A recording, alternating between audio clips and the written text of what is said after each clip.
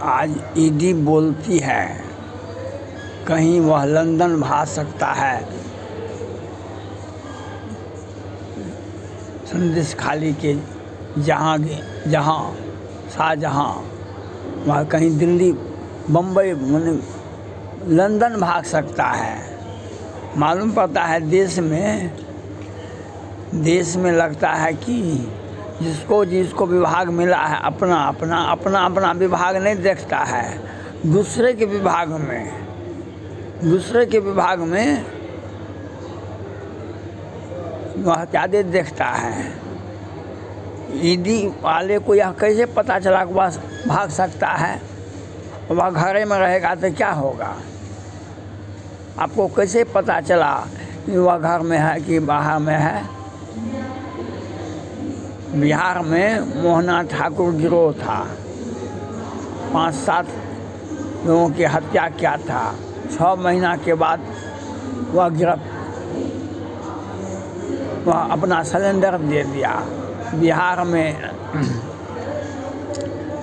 में एक कानून मंत्री बने थे। 14 में अपहरण हत्या लूट की घटना करते थे।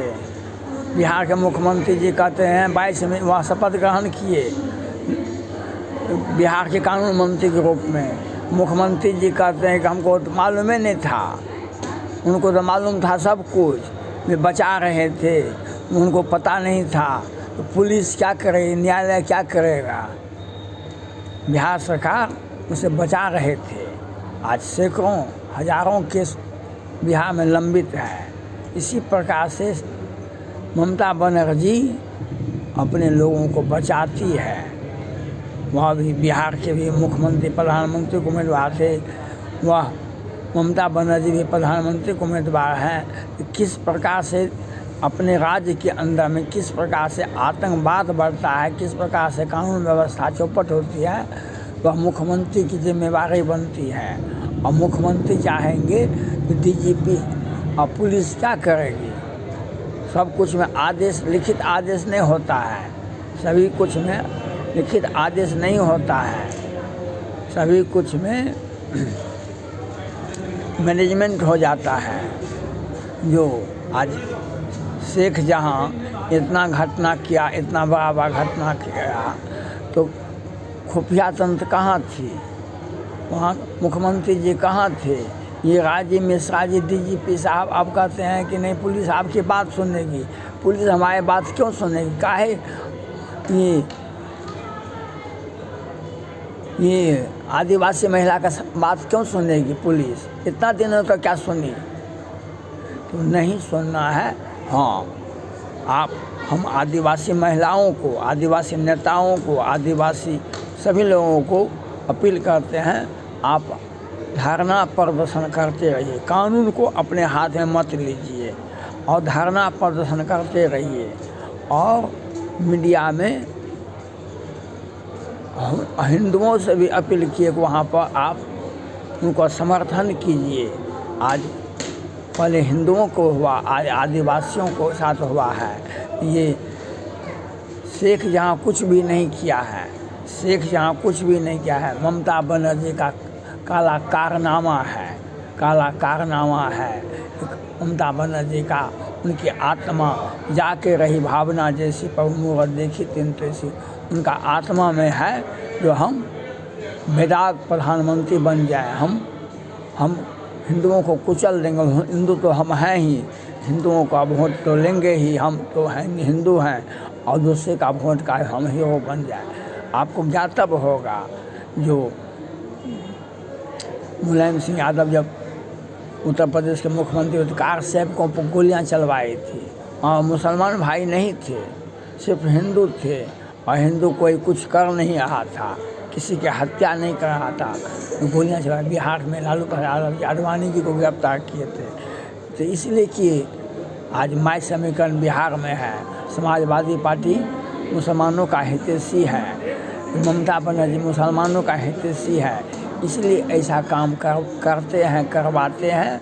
और ईडी वाले को अपना विभाग देखना चाहिए। कितना रिया चक्रवर्ती के पास में कितना पैसा सुशांत राजपूत का पकड़ाया, कितना पैसा पकड़ाया।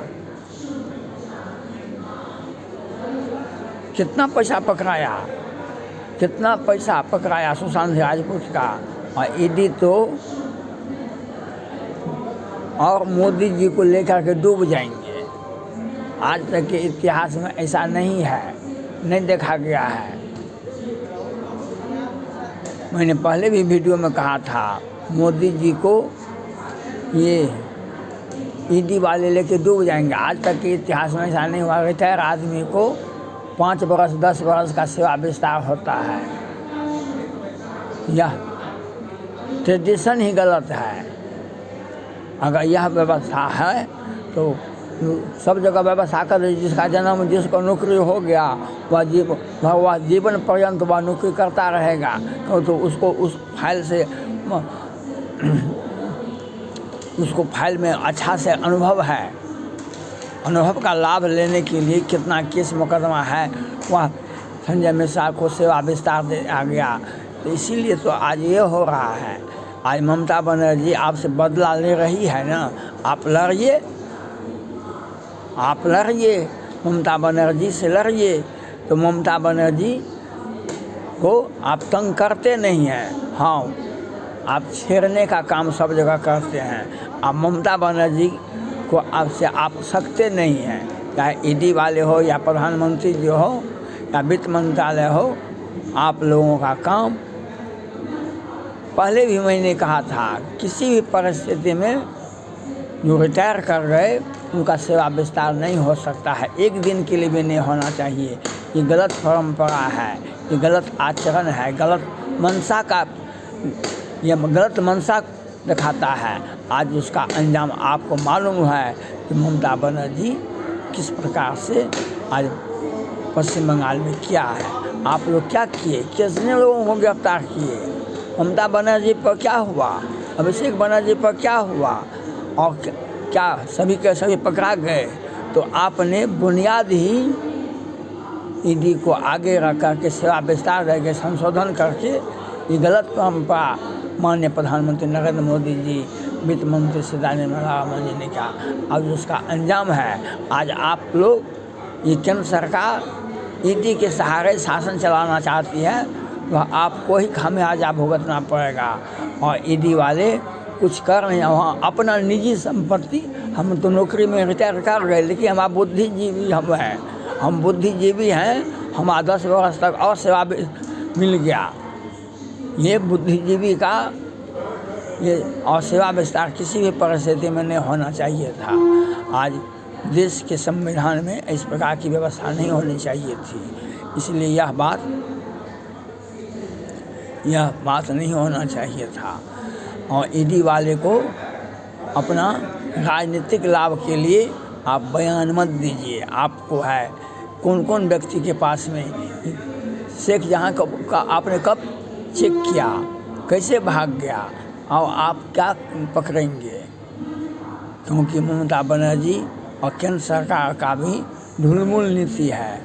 और आज वह इस स्थिति में बार बार आज ईडी का, सीबीआई का जिस प्रकार से इन लोगों के पद का दुरुपयोग हुआ, इसके लिए प्रधानमंत्री, गृह मंत्री, केंद्र सरकार जिम्मेवार है। और ईडी कोई काम नहीं करती है, ईडी कोई काम नहीं करती है। केजरीवाल के बारे में क्या किया ईडी ने, और संजय सिंह को और मनीष सिसोदिया को जेल में सड़ा दिया, उसका narco test, DNA test, brain mapping करवाया।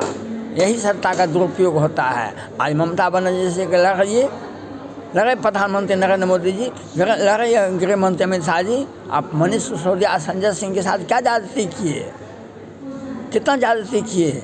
इतिहास साक्षी होगा, इतिहास साक्षी है। और आपने ईडी का दुरुपयोग, ईडी वाले वे कौन है, ईडी वाले क्या करते हैं, जो पद पर नहीं है उनको हम पद, सड़क पर से उठा करके पद पर ला देते। उसे आप तो अंधेरे रात में भी दिन में उजाले कहेंगे।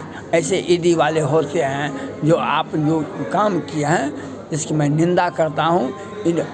जो सड़क पर रहता है उसको आप पद पर सुशोभित करते हैं।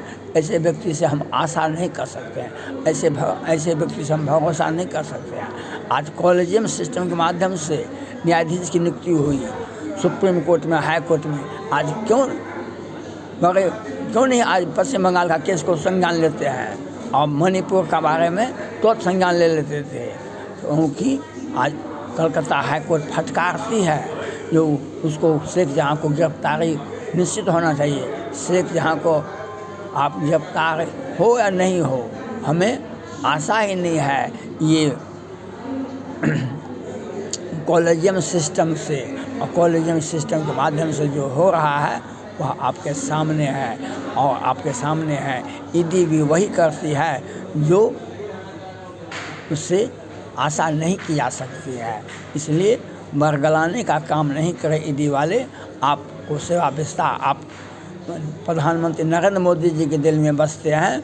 आप इसी प्रकार से देश को भरमाते रहे, देश में एक हिंसा का वातावरण और दुश्मन को मनीष सिसोदिया आज संजय सिंह को narco test, DNA test, brain mapping करवावे और केजरीवाल के समय और ममता बनर्जी और सारे विरोधी दल के सामने अपना आपको कमज़ोर महसूस करके दिखा दें। आपका ईडी का यही काम है, केंद्र सरकार का यही काम है। कहाँ गया आज ईडी के चलते ही पश्चिम बंगाल आज इस स्थिति में हो गया है, क्योंकि वह व्यक्ति विशेष, जाति विशेष और धर्म विशेष के लोगों को पकड़ता है, तंग करता है और कुछ करता नहीं है। और कितने बड़े बड़े काले कारनामे वाले बच जाते हैं, लेकिन मनीष सिसोदिया, संजय सिंह की गिरफ्तारी हो जाती है। जो व्यक्ति सड़क पर था, जो रिटायर है, जिसे गीता पढ़ने का लिए अब उसका जीवन भर आना है, उस व्यक्ति को आपने ईडी का 10 वर्ष का सेवा विस्तार दिया। ऐसे व्यक्ति राजनीति क्या नहीं करेंगे तो क्या करेंगे? इनसे कोई आशा नहीं की जा सकती है।